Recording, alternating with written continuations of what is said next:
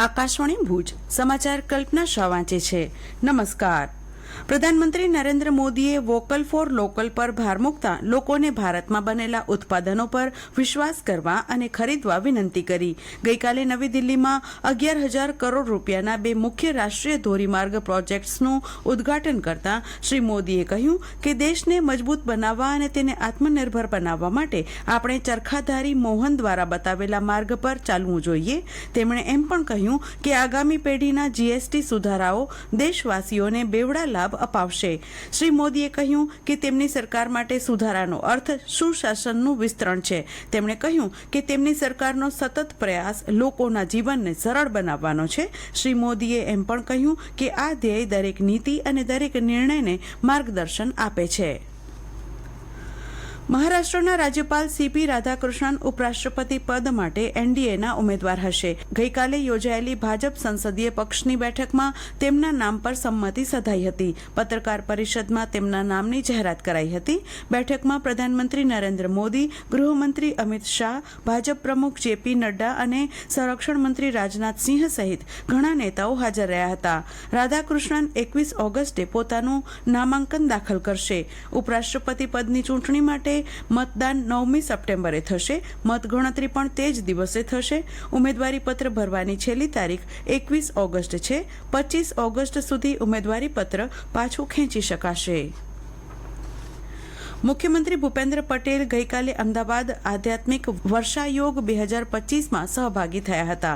મુખ્યમંત્રીએ ભારતની પ્રાચીન ભાષા એવી પ્રાકૃત ભાષાના ગ્રંથનું વિમોચન કર્યું હતું અને પ્રાકૃત ભાષાના જ્ઞાની આચાર્ય સુનિલ સાગરજીને પ્રાકૃત પ્રભાકરની વિશિષ્ટ ઉપાધિ એનાયત કરી તેમનું સન્માન કર્યું હતું. પ્રાકૃત ભાષાને નેશનલ ક્લાસિકલ લેંગ્વેજ જાહેર કરીને પ્રાકૃત ભાષાનું ઉચિત ગૌરવ થયું હોવાનું પણ તેમણે જણાવ્યું હતું.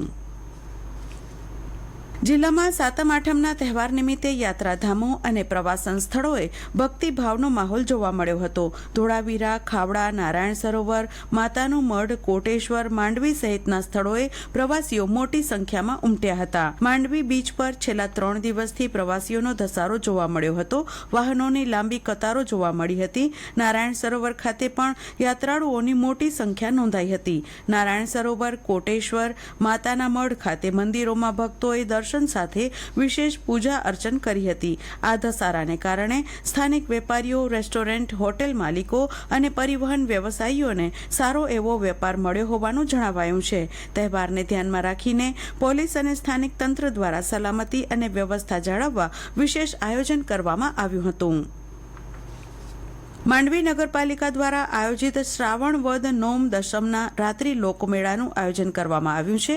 ગૌરવ પથ પર પંડિત દીનદયાળ ઉપાધ્યાય ગ્રાઉન્ડ ખાતે યોજાયેલ રાત્રિ લોકમેળાને ધારાસભ્ય અનિરુદ્ધ દવેએ ખુલ્લો મૂક્યો હતો.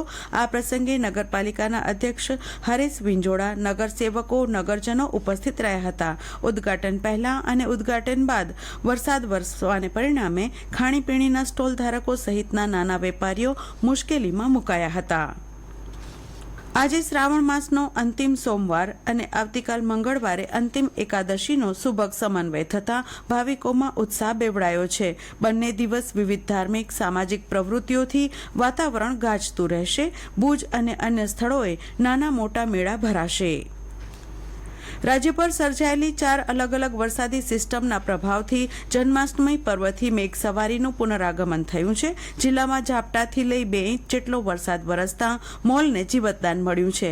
હવામાન વિભાગે આગામી 7 દિવસ સુધી મોટાભાગના સ્થળે મધ્યમથી ભારે તો 20મી 21મી તારીખ આસપાસ છૂટાછવાયા સ્થળે ભારેથી અતિભારે વરસાદ માટેનું યલો અને ઓરેન્જ એલર્ટ જારી કર્યું છે. જિલ્લામાં છૂટાછવાયા વરસાદના દોર વચ્ચે ગઈકાલે પણ માંડવી, મુન્દ્રા, અંજાર, રાપર અને અબડાસા તાલુકામાં વરસાદ વરસ્યો હતો.